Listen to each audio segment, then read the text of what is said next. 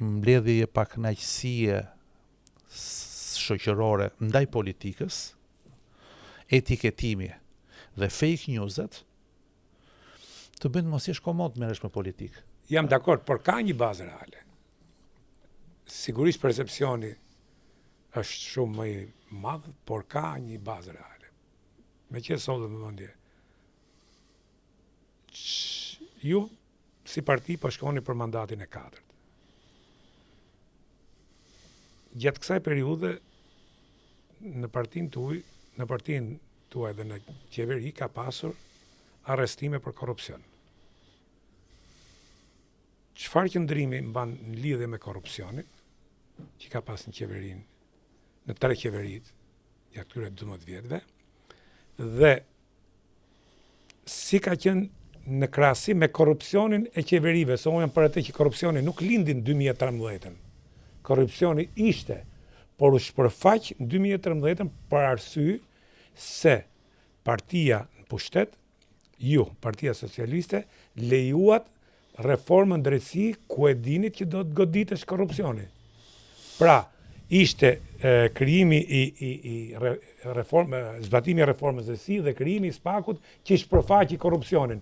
Jo se s'ka pas korrupsion përpara. Në të kundërt, korrupsioni i para 13-s, e dim shumë mirë, ka qenë korrupsion gjakësor.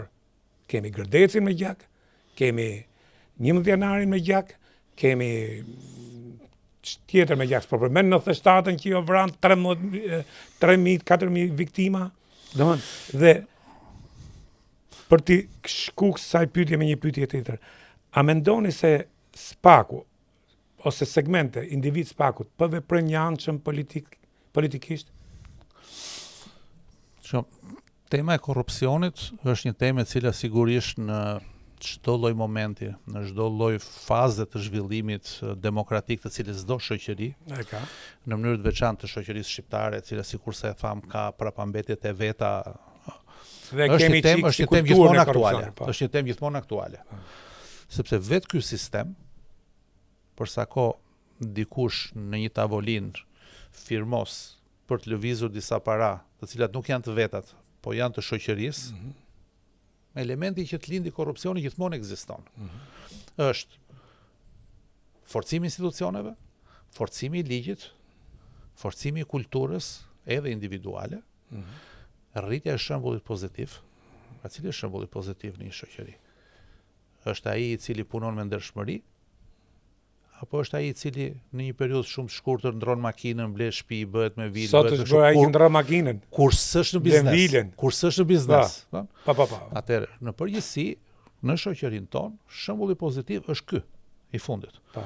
Edhe ne kemi shembuj, po unë personalisht kam shembuj, kur më kërkohet që të ndihmoj dikë për të futur në punë në disa vende ku mendohet se mund të ketë edhe në një të ardhur jashtë. Doganat.